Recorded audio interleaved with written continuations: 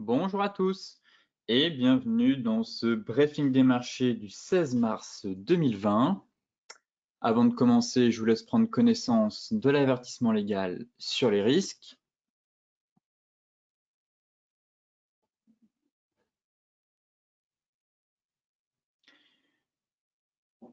Très bien. Et tout de suite, nous allons prendre la température des marchés en commençant par la séance de vendredi. Alors, comme vous le savez, les bourses européennes, elles ont terminé en hausse vendredi, grâce à la multiplication des promesses de soutien monétaire et budgétaire des banques centrales et des gouvernements face à la pandémie de coronavirus ayant favorisé un regain d'appétit pour le risque. Mais ce rebond, en fait, il s'est vite essoufflé en fin de séance et ne leur permet tout simplement pas de limiter les pertes hebdomadaires historiques que les indices européens ont engendré durant maintenant plusieurs séances. Toutefois, les investisseurs ont été rassurés, entre autres, par les injections de liquidités d'un montant total de 1 500 milliards de dollars annoncés par la Réserve fédérale américaine après les nouvelles mesures d'assouplissement de sa politique monétaire décidées jeudi par la Banque centrale européenne. La Commission européenne, elle, a annoncé de son côté une première enveloppe de 37 milliards d'euros.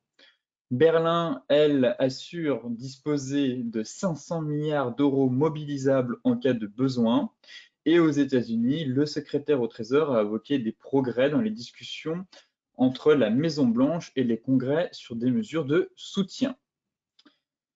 Mais si ces efforts, on va dire, visent à limiter l'impact économique de l'épidémie de coronavirus, ils interviennent trop tard, si vous voulez, aux yeux de la plupart des observateurs, des intervenants des marchés, pour empêcher un ralentissement brutal de l'économie, voire une récession dans certains pays du monde.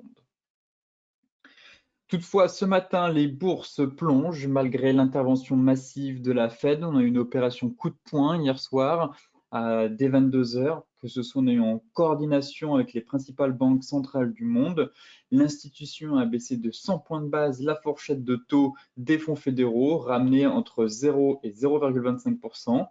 La Fed va également reprendre ses achats de titres pour fournir des liquidités en dollars sur les marchés. Côté US, Wall Street a fini la semaine sur une hausse spectaculaire vendredi, à savoir 9,36%, après l'instauration de l'urgence nationale annoncée par Donald Trump pour lutter contre la propagation du virus. Avant même la décision de Donald Trump qui ouvre la voie au déblocage de 50 milliards de dollars, les investisseurs avaient été justement rassurés, entre autres, par les injections de liquidités d'un montant total de 1 500 milliards de dollars annoncés par la Réserve fédérale américaine. Enfin, pour finir, les cours du pétrole, eux, ont encaissé leur pire chute hebdomadaire depuis la crise financière de 2008, à la fin d'une semaine marquée par le déclenchement d'une nouvelle guerre des prix de l'or noir entre l'Arabie saoudite et la Russie, et surtout la crainte d'une diminution drastique de la demande en brut à cause des mesures de confinement. Avant de s'intéresser à la partie graphique, comme toujours, quelques graphiques, quelques charts, on va dire, fondamentaux. Le premier, c'est l'or. C'est la récente chute de l'or. On peut voir sur ce graphique, ici, avec une flèche qui nous ramène proche de 1987, tout simplement parce que au cours d'une semaine où les actions, elles, ont fondu, de nombreux investisseurs ont été obligés de vendre le métal jaune pour augmenter leur trésorerie et couvrir les pertes sur d'autres marchés. Effectivement, l'or a quand même chuté de 9%, affichant sa plus forte baisse hebdomadaire depuis 1983. Alors effectivement, certes, on a eu de la hausse du dollar qui a fait que l'or a chuté vendredi, mais il n'y a pas uniquement ces critères-là. Si vous voulez, il y a le fait qu'on soit dans un crack, qu'on rentre en récession. La hausse du dollar, certes, n'a pas favorisé l'or. Toutefois, euh, il ne faut pas prendre en compte uniquement ces éléments, si vous voulez. il y a eu d'autres événements importants qui ont fait que l'or a chuté malgré les prises de bénéfices, comme je viens de vous dire, pour répondre aux appels de marge. On a eu aussi tout simplement une hausse de la volatilité, une hausse des liquidations, une baisse de la liquidité, certaines corrélations. euh, et surtout, en fait, le gold n'est tout simplement pas une valeur refuge en cas de bulle ou de krach boursier. Comme je vous le montrais la semaine dernière, vendredi, vous voyez bien que durant la crise de 2008, l'or a perdu 30%. Donc oui, l'or est un outil de couverture en cas d'aversion au risque, mais ne l'est plus forcément en cas de krach boursier et de récession. Ici, comme vous pouvez le voir, eh bien, c'est tout simplement la baisse surprise de la Fed, comme je vous le disais, qui a décidé de baisser de 100 points de base la fourchette des taux des fonds fédéraux, ramener entre 0 et 0,25. La Fed va aussi effectuer des rachats pour un montant exorbitant de plus de 700 milliards. C'est le bazooka monétaire. Toutefois, encore une fois, erreur stratégique, tout simplement. Alors certes, on a une frappe corrélée en coordination, on va dire, des principales banques centrales, mais ce qui m'interpelle, c'est de me dire, mais la réunion était mercredi, on était sur les plus bas, la réunion était mercredi, la Fed aurait très bien pu attendre sa réunion de mercredi pour effectuer cette manœuvre. Encore une fois, erreur stratégique de la Fed qui anticipe et, si vous voulez, à force de se précipiter, eh bien, tout simplement, elle montre la peur, elle montre qu'elle cède à la panique, elle montre l'état de stress actuel sur l'économie. Résultat, ça ne rassure pas les marchés. Elle pourrait encore baisser ses taux, ça ne changerait rien. Les marchés interpellent, anticipent. Enfin, il n'y a même pas d'anticipation. On est dans une récession à venir, on y est déjà, c'est sûr. Donc, anticipe largement cette récession et cette crise économique qui nous pend au nez. De ce fait, eh bien, la baisse des taux surprise et choc ne rassure pas les marchés, tout simplement. Même si ça a permis de soutenir à plusieurs reprises les marchés dans d'autres phases, actuellement, ça envoie des signaux de détresse, en fait, et de panique sur tous les marchés. Je dis, si les banquiers centraux paniquent, le marché derrière chute et panique aussi. Et le deuxième élément fort que je retiens, c'est tout simplement que la confiance est rompue. Si vous voulez, c'est que au final, eh bien, la planche à billets ne va pas résoudre les problèmes économiques. Et que si les banquiers centraux pensent que en réinjectant massivement des liquidités dans l'économie, en baissant drastiquement les taux de manière assez choc et drastique surtout, eh bien, ça envoie aussi un message que la confiance risque d'être rompue entre les institutions et les opérateurs, tout simplement. Et que certes, il faut prendre des mesures, certes, il faut agir vite, mais il faut agir dans de bonnes circonstances et à de bons moments. Et là, actuellement, j'interprète, et le marché interprète aussi, les signaux envoyés par les banques centrales comme des signaux d'alerte et de panique. De ce fait, eh bien, les bourses chutent de quasiment plus de 8% ce matin.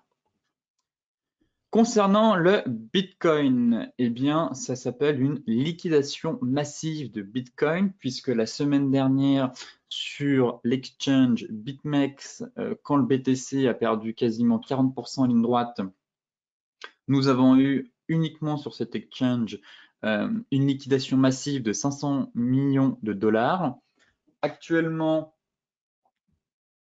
nous sommes à une liquidation sur les 3 derniers jours aux alentours de Enfin, en 2020, nous sommes actuellement à 3,2 milliards de dollars qui ont été liquidés uniquement sur l'exchange BitMEX. Je tiens à le préciser, il y a beaucoup d'autres exchanges, que ce soit BitMEX, Kraken, Bitfinex. Donc uniquement sur cet exchange, en 2020, on a déjà eu 3,2 milliards de dollars qui ont été liquidés. Et le chiffre assez frappant, c'est les 1,7 milliard de dollars au cours des 3 derniers jours. Juste ici, on a eu 1,7 milliard de dollars de liquidation au cours des 3 derniers jours. Donc voilà aussi un graphique intéressant concernant la chute du Bitcoin et son explication, tout simplement. Certes, les marchés plongent, le Bitcoin n'est certainement pas une valeur refuge, c'est complètement faux. Comme vous pouvez le voir, le Bitcoin est beaucoup trop volatile et ce n'est pas une monnaie où l'on peut mettre une partie de son économie, de son épargne, de son capital pour se protéger des marchés qui sont en train de s'effondrer. Loin de là, le Bitcoin est un outil de diversification, mais en aucun cas un actif refuge. Après cette petite introduction au marché, intéressons-nous à la partie graphique.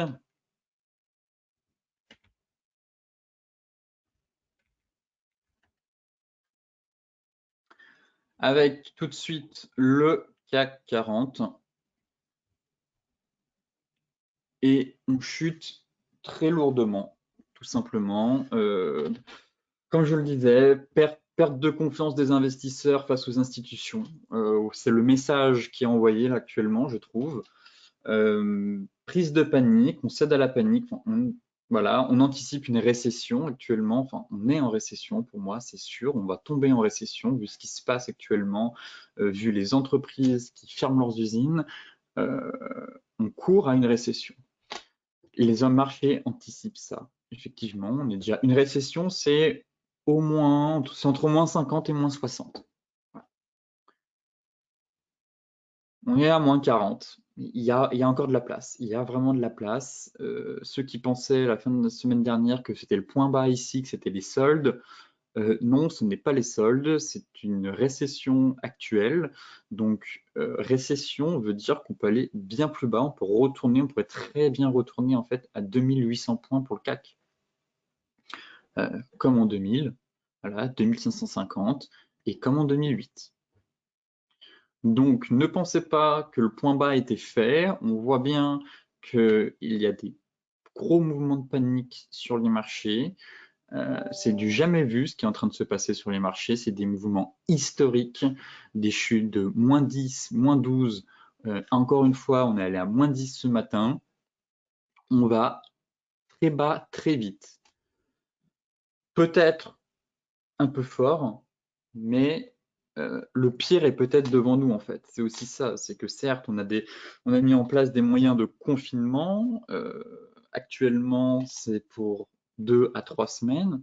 Toutefois, derrière, beaucoup d'entreprises vont être pénalisées par ces mesures drastiques, toutefois qui sont nécessaires, mais ça risque de peser énormément sur l'économie, les PME, les entreprises, et on ne sait pas exactement, personne actuellement n'est capable de dire quelle va être la croissance, à quel point le ralentissement économique va être fort, quel va être le PIB.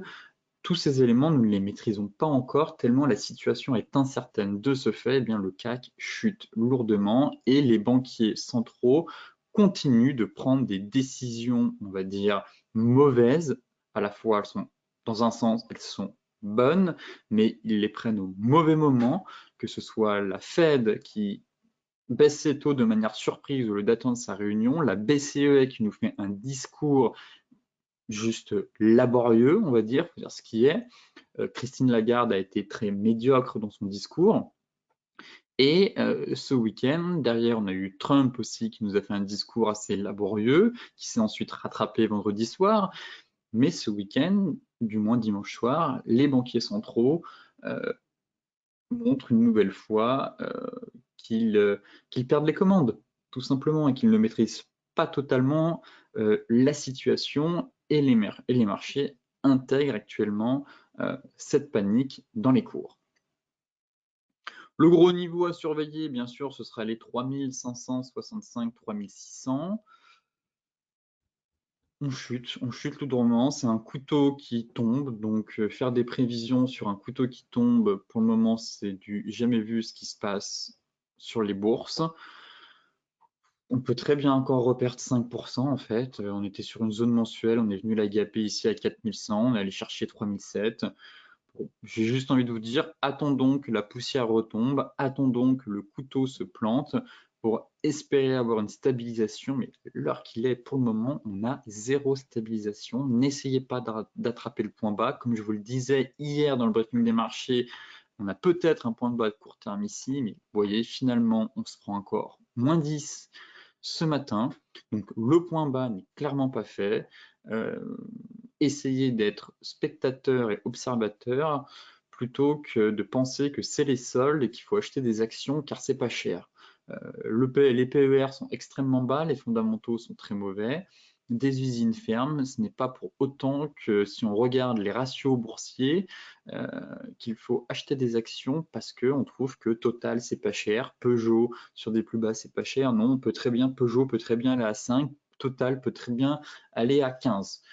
Donc il faut s'enlever ce biais psychologique dans la tête et se dire que la chute n'est peut-être pas terminée, on va sûrement avoir un rebond, mais on peut très bien aller, vu le contexte actuel, à 2500, 2800 points sur le CAC 40. Concernant le DAX, c'est la même chose. Sur zone, voilà, j'ai retracé des nouvelles zones encore une fois. On a une belle zone de prix à 9002, 9230, 9300. Ici, on teste. Si on enfonce, on ira chercher les 8000, deuxième zone pour moi. Et enfin, grosse zone à 7400. Et derrière, c'est l'objectif théorique du double top historique. Voilà. Ici, on a un double top. Le pullback, clairement, on l'oublie. Il y a zéro pullback, un flux extrêmement baissier, extrêmement violent, une volatilité intense. Un double top qui est validé. D'un point de vue technique, il y a encore, voilà, il y a encore 18% à perdre. Techniquement, c'est 6950 l'objectif théorique de ce double top. On enfonce, on gap. On a marqué un arrêt la semaine dernière sur notre zone, ici. Là, on la gap, on va sur l'autre zone. Bon, écoutez, si on gap, c'est direction les 8000.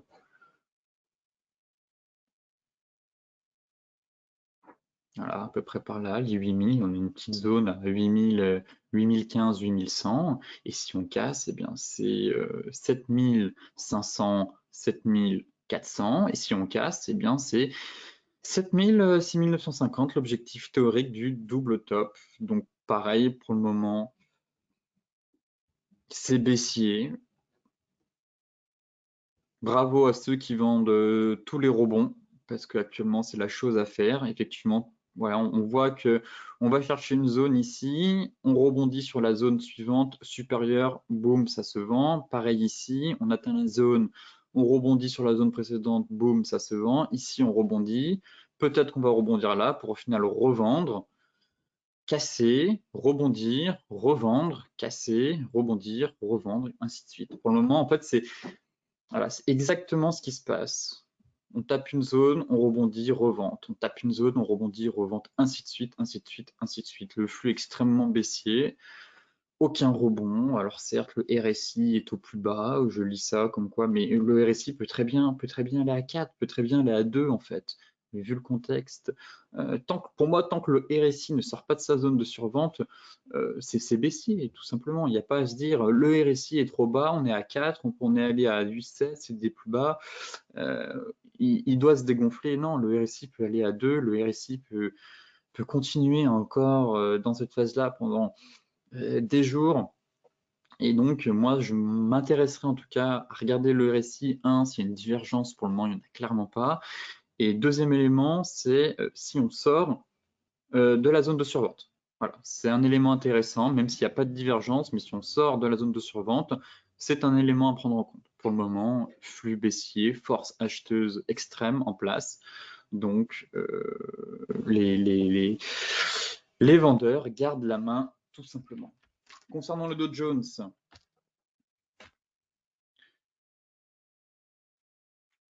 alors oui, rebond de 9,36%. Pareil, je voyais des messages hier comme quoi le rebond a été fait et que c'était la journée historique pour acheter des actions puisqu'on a vu un rebond de plus 10. Bon, moi ce que je constate aujourd'hui, c'est qu'on a encore une nouvelle fois un coupe-circuit sur les US. Donc on a coupé hier soir à minuit car on était à -5. Les bourses là européennes sont passées à -10. Donc logiquement les futurs US seraient encore passés à -7. Donc deuxième coupe-circuit.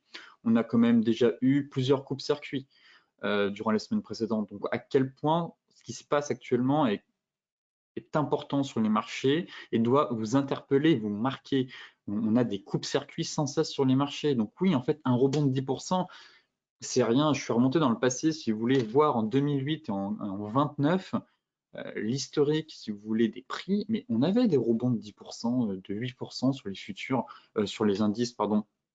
Bien sûr qu'on avait des rebonds de 8-9%, j'ai regardé, mais derrière, la baisse, c'est quand même à poursuivre, à continuer, tout simplement. Il ne faut pas croire parce qu'on a 10% que le point bas a été fait. Là, je pense qu'on perd 5. Actuellement, on a un coupe-circuit sur les futurs. Bon, ben, on est bien parti pour aller à -7 en tout cas et de faire un deuxième coupe-circuit. Et pourquoi pas -10 en fait, finalement. C'est juste des rachats ici, c'est des injections de liquidités qu'on a eues. On vient chercher quelques niveaux, mais derrière, pour le moment, les fondamentaux ne sont pas suffisamment bons pour dire oui, c'est le moment de rentrer sur le marché action. On n'a aucune visibilité à moyen long terme. Les États-Unis n'ont pas atteint leur pic, la France, l'Europe n'a pas atteint son pic.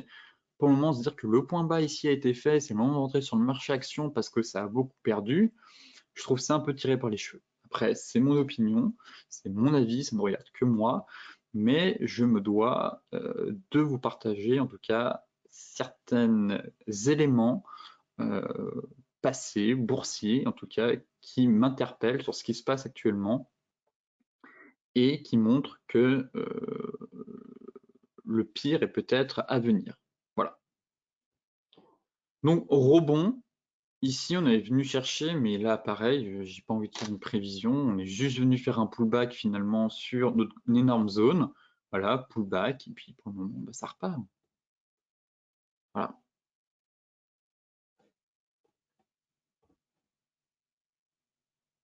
En hebdomadaire, ça reste cassé. Enfoncement de la moyenne mobile 200. On enfonce notre zone de bear market. Ça rebondit de 10%, mais là, bon, ça va ouvrir avec -5 sur.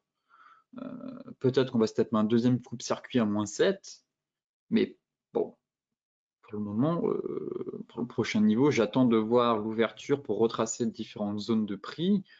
Bon, ce serait déjà cette zone-là, vers les 20 400. Mais bon, ça sert à rien, même si je vais sur le futur de Jones.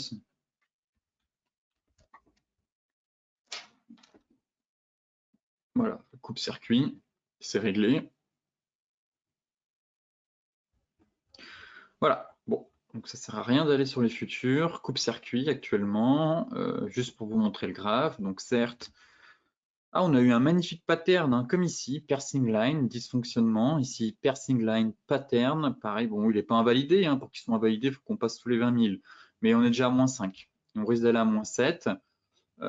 Bon, certes, même les chandeliers, en tout cas, on voit qu'à quel point on a un stress. On a beau avoir une divergence, elle n'est pas validée. On a un pattern. Donc, on a des signaux qui envoient, si vous voulez, je trouve, une stabilisation de la baisse, du moins sur le marché US. Mais derrière, si les banquiers centraux communiquent mal, tout simplement, et que les investisseurs perdent foi dans nos institutions monétaires, eh bien, le bain de sang n'est pas terminé. Voilà. Donc, voyons voir si on repasse sous les 20 000 sur le futur, là, les 20 440, 20 000. On a une zone à 18 560, 18 600, voire 18 200. Et puis si on rebondit, eh bien c'est d'aller chercher tout simplement les, voilà, les 23 200, 23 400. Mais pour le moment, la volatilité est telle que faire des prévisions à court terme, même à moyen long terme, est juste impossible, si ce n'est que dire que c'est vendeur, le flux est baissier et que si on doit corriger d'un point de vue technique, effectivement, avec cette divergence, eh bien, il y a encore de la place pour aller chercher plus bas, surtout avec un risque de récession où c'est moins 50, voire moins 60 sur les marchés. L'euro-dollar reprend des couleurs suite à l'annonce de la Fed d'une baisse de taux surprise, puisque c'est en défaveur du dollar. Donc, pareil, énorme volatilité sur la paire. On sauve notre zone de polarité. Pour moi, c'est les indices 75. C'est vraiment le gros niveau qu'on est venu travailler. J'en ai parlé plusieurs fois depuis un moment maintenant dans le briefing des marchés. C'est le pivot clé, c'est les indices 75. On a une zone de convergence, que ce soit avec toutes les moyennes mobiles ici, moyenne mobile 200. Donc, et vu la volatilité, on va même élargir cette zone vers les indices 55, indices 11. Mais voilà, c'est le pivot clé à tenir. En dessous, ça repasse baissier. On s'est fait une belle vague corrective de quasiment 61%. On est venu chercher les 61 et là, ça repart. J'aimerais bien une clôture au-dessus des 1,1180 car la semaine dernière, la clôture était vraiment pas jolie. Puisqu'on réintègre le canal et on repasse sous les 1,1180. Donc finalement, la dynamique haussière qu'on avait a été anéantie puisqu'on est repassé sous les 1,1180. Donc ça faisait plus en mode excès, mais en même temps, on est passé de 1,8 à 1,15, ce qui est juste énorme. Toutefois, il faut reconquérir les 1,1180. Voilà, il faut repasser ce niveau en clôture. Il faut repasser au-dessus du canal baissier. Si on évolue sous les 1,1180, reprise, on va dire, de la tendance baissière de long terme. À court terme, le flux est quand même plutôt haussier et à court terme, pour moi, ce serait donc hebdomadaire, ce serait bon, on va prendre uniquement le début de semaine, mais en hebdomadaire, ce serait clôture sur les 1,1180 et en journalier, à court terme, ça commencerait à devenir inquiétant sous les 1,1075 puisque c'est la zone de polarité à surveiller. Actuellement, on tente de franchir les 1,1180 et c'est le niveau à surveiller. La divergence 4 heures, elle, l'objectif était complètement atteint sur l'euro. Voilà, l'objectif a été atteint et peut-être double bottom. Voilà, à surveiller. Soit on part sur un double bottom, ici, sur notre zone de polarité, soit un range. Voilà, le scénario pour le moment, trading range entre 1,12, 1,1220, 1,12, oui, 1,1220, 1,1075. Attendre la cassure pour éventuellement avoir un double bottom, repartir en direction des 1,1370 ou baisse, consolidation, cassure des 1,1075. Dans ce cas-là, retour sur les 1,0940. Voilà le scénario à mettre en place concernant l'euro-dollar avec son range. On peut même l'affiner en 1 heure, je pense. Voilà, à peu près 1,1225, 1,1225, 1,1065. Range, voilà, euro-USD dans un range. Si on casse au-dessus des 1,1225, double bottom. En dessous, on ira chercher plus bas. Sinon, phase de trading range. Pour les plus expérimentés, pour les autres, ce sera l'attente de la cassure par le haut ou par le bas pour se positionner. GBP-USD. Grand plongeon de GBP-USD. La semaine dernière, j'évoquais la zone de polarité ici vendredi dernier. On l'a pulvérisé actuellement. On est venu, voilà. Un mouvement risquait de se mettre en place puisqu'on était sur une zone de polarité. Là, pour le moment, la baisse pourrait se poursuivre vraiment en direction des 1,22. Le flux est totalement baissier. On a un gros niveau 1,22, donc j'attendrai les 1,22 pour éventuellement avoir un rebond, en tout cas. car actuellement, c'est une zone de prix qu'on est venu chercher ici, la 1,23. Bon, pour moi, on est un peu au milieu de nulle part, je trouve. On est peut-être allé un peu bas, ça risque un peu de consolider, mais je suis plus dans l'optique d'aller chercher la 1,22 sur le GBP USD actuellement et de voir ici ce qui va se passer. Pourquoi pas venir chercher notre oblique de moyen long terme. Donc voilà pourquoi la zone 1,22, voilà, 1,22, 1,21,90 m'intéresse. On a notre oblique, on a un support, éventuellement un petit rebond, malgré un flux baissier, mais là actuellement, on n'a pas de signe de retournement, on est au milieu de nulle part. Donc voilà, j'attends mes zones, vous le savez maintenant, je travaille les zones. Donc travaillez vos zones pour délimiter, on va dire, des niveaux d'intervention, tout simplement. Et surtout avec cette période de très forte volatilité, voilà, il faut mettre des grosses zones, des zones hebdomadaires, des zones mensuelles. Il faut travailler avec des zones assez importantes pour intervenir sur les marchés. Et voilà, même en 4 heures, j'ai pas grand-chose, pas de divergence, donc je vais attendre un peu plus bas pour voir la réaction et me faire une idée à venir sur le sterling dollar. L'euro GBP.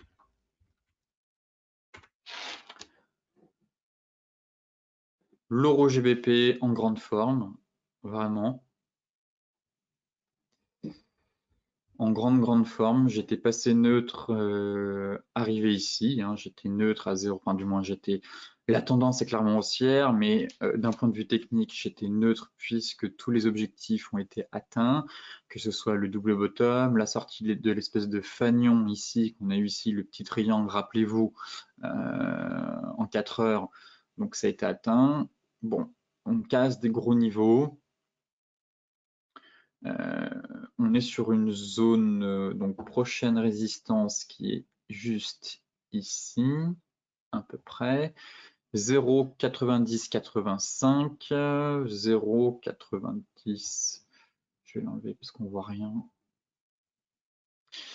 0,9060, 0,9085. Voilà la zone technique à franchir. Pour le moment, ça bute, ça cale, c'est normal. L'ascension est juste fulgurante. Toutefois, en hebdomadaire, comme le veut la stratégie de trading range, eh bien, effectivement, force est de constater que nous avons un range hebdomadaire et que l'euro pourrait rejoindre les 0,93. Voilà. Vu la dynamique, l'euro pourrait très bien faire un rallye jusqu'au 0,93. Donc, step by step. Premier gros niveau à franchir, notre résistance qui est juste ici. Toutefois, la dynamique semble bien partie pour rejoindre les 0,93. Après, on est à l'abri de rien, même si on est dans un range et qu'on est en train d'effectuer une rotation complète. Mais effectivement, si on casse notre zone ici, cela ouvrirait la voie à un retour sur la borne haute du range. Concernant maintenant le gold, j'invite à la prudence. Je vous l'ai expliqué ce matin dans les graphiques.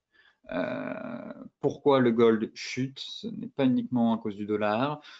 Il y a d'autres éléments importants à prendre en compte.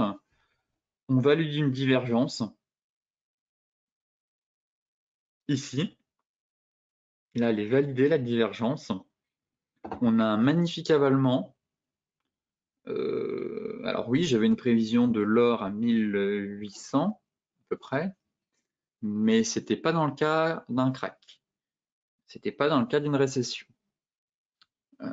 C'était dans le cadre des versions risques constants qu'on a eu durant l'année 2019, 2018, de l'achat massif de l'or de la part des banquiers centraux, de la Chine, de la Pologne, de diversification des opérateurs. Là, actuellement, c'est un crack, c'est une récession. Comme le montre le graphique par le passé, que ce soit en 87 ou en 2008, l'or a lâché durant ces phases-là.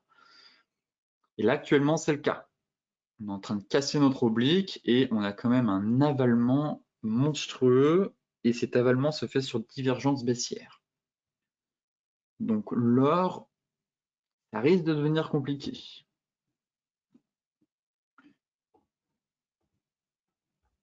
journalier, on vient chercher notre moyenne mobile 200.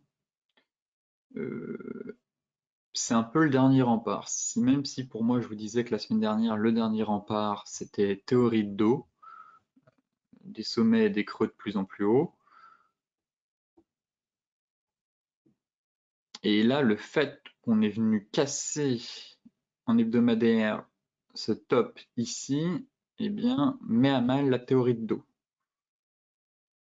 On va aller chercher les 1486. On est sur la zone, on est sur la moyenne mobile 200, proche des 1486. Mais force est de constater que, ah oui, on avait le double top. On avait le double top évoqué vendredi dernier aussi. C'est vrai, certains m'avaient fait remarquer ce double top, effectivement. Alors, est-ce que l'objectif a été atteint?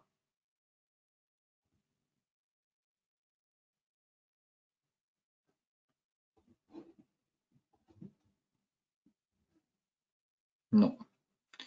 Il y a de la place. Il y a de la place encore. Donc, double top, avalement hebdomadaire, rupture de la ligne de tendance haussière, divergence hebdomadaire sur RSI. Honnêtement, c'est ce qu'on appelle avoir des éléments convergents.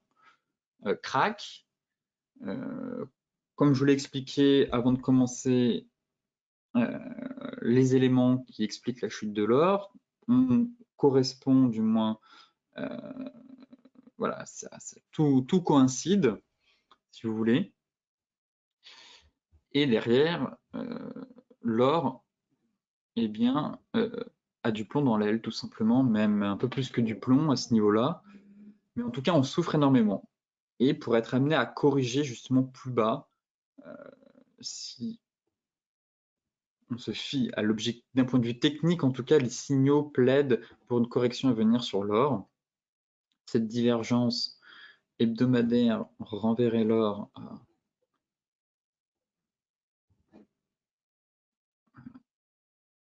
c'est à peu près ça.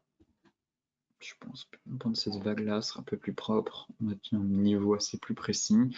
Ce serait les 1441.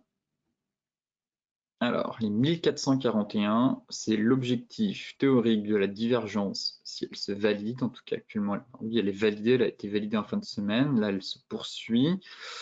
Donc c'est l'objectif théorique de notre divergence baissière sur RSI, et le double top, je ne me souviens plus, l'objectif il est à combien concernant le double top, si c'est 1441. Vous voyez, le double top, c'est à peu près la même chose. On est à 1460. Voilà. Mais encore, j'ai pas pris le point bas ici de la neckline. J'ai pris l'ensemble des mèches, l'accumulation des mèches, mais je pense que si je veux être très précis et que je prends ce point bas vraiment pour dire que la ligne de coup, c'est le point bas qui est ici, voilà. Ça va même chercher plus loin.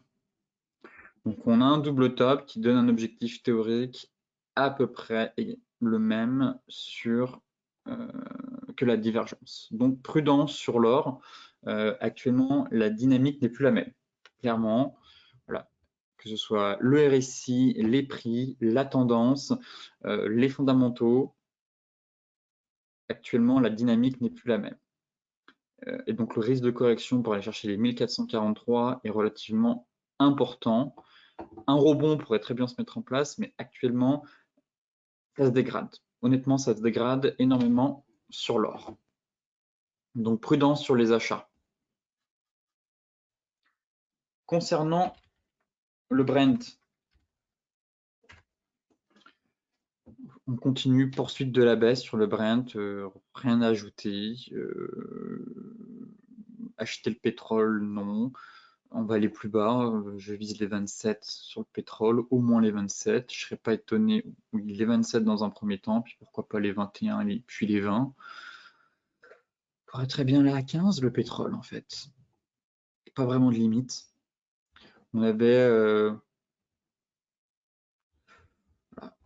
notre fanion de consolidation. Donc, si on est dans un fanion et pas un biseau, si on est dans un biseau, l'objectif a été atteint. Si on est dans un fanion et que je reporte le mât, malheureusement, ça risque de faire très mal. Ça fait un peu beaucoup quand même, je trouve, mais voilà. C'est 20, à peu près, même plus, parce que le mât, il démarre d'ici. Si je vais être vraiment précis, on va dire que la chute démarre de là.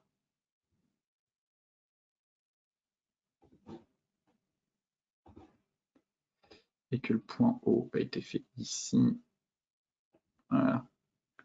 19, 18, allez, entre 19 et 20. Voilà à peu près le pétrole, la dynamique.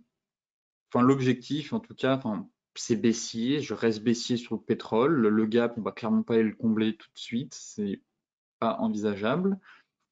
Mais d'un point de vue technique, si c'est comme le swing move qu'on a eu ici, bon, bah là, c'est pas vraiment un swing move parce qu'on a une figure, mais ça ressemble en fait. C'est bis repetita d'ici, swing move. On est venu chercher très bas. Non, c'était ici, le swing move. Tac, tac, tac. Et là, une nouvelle fois, tac, baisse, correction, consolidation, nouvelle baisse. Et on peut aller chercher très très bas sur le pétrole. Effectivement, si les indices sont amenés encore à perdre 10-15%, le pétrole, il va pas monter, il va continuer à chuter, il va aussi perdre 10-15% pour venir chercher, dans un premier temps, les 27. Et si on casse les 27, là, c'est direction les 20. Pour le baril de Brent, donc pareil, prudence sur vos achats. Beaucoup de particuliers sont à l'achat sur le pétrole. Je regarde le SSI, vous étiez 85% à l'achat durant la nuit, vers minuit, je crois. Donc 85% à l'achat, et derrière, on perd encore 8. Donc regardez le SSI, le sentiment des particuliers. Ça donne beaucoup d'indications, je trouve, sur la tendance et la psychologie des marchés à venir. Enfin, pour terminer, le Bitcoin qui souffre énormément. C'est baissier, tout simplement. Aucune réaction sur la zone de polarité ici à 6100, 5008. On enfonce, chute de 33%. La crypto n'est pas une valeur refuge, c'est un outil de diversification. On est allé chercher les 4180. Là, il y a un signal technique fort, hein. Rupture de la zone polarité, rupture de la MM200, alors qu'à chaque fois, on a quand même rebondi par le passé. Bon, bah là, il y a tellement, mais bon, en général, pour avoir dézoomé, j'ai remarqué qu'on avait quand même bien rebondi sur la mode mobile 200. Là, on l'a clairement enfoncé, pulvérisé, et on dirige vers les 4180. Eh bien, étant donné la baisse, on ira chercher la zone technique juste ici. Voilà. Pareil. Grosse zone à 2900, 3100. Après la cassure des 4200, il me semble qu'il y a un petit support ici par là vers les 3580. Mais voilà, flux baissier, on enfonce. Gros niveau à aller chercher derrière, pour moi, que je vais surveiller en extension, bien sûr, ça va être 2900, 3000, 3100. En journalier, rien à dire. Voilà, c'est boum, on enfonce la zone de polarité, pullback, et ça repart à la baisse. Voilà. Donc, direction 4180, petit support vers les 3500, 3600, mais voilà, notez plutôt le gros support sur vos graphiques à 2900, allez, 3000, 3000, 3150. Voilà. Niveau de prix à surveiller pour éventuellement un rebond, mais le flux est extrêmement baissier, en tout cas sur tous les actifs. Ce briefing des marchés touche à sa fin. Pour celles et ceux qui souhaitent consulter l'article dans son intégralité, je vous mets le lien dans la description de la vidéo. Petit rappel, venez me rejoindre demain pour faire un point sur le Forex, les bourses et les stratégies Forex bourse à 14 h. Et sinon, pour les autres, nous avons aussi le webinaire de formation concernant le money management et la psychologie des marchés la semaine prochaine. Sur ce, restez prudents. Je vous souhaite aussi à toutes et à tous une excellente journée, de très bons trades. Prudence sur votre levier et on se retrouve demain matin pour faire un nouveau point sur les marchés.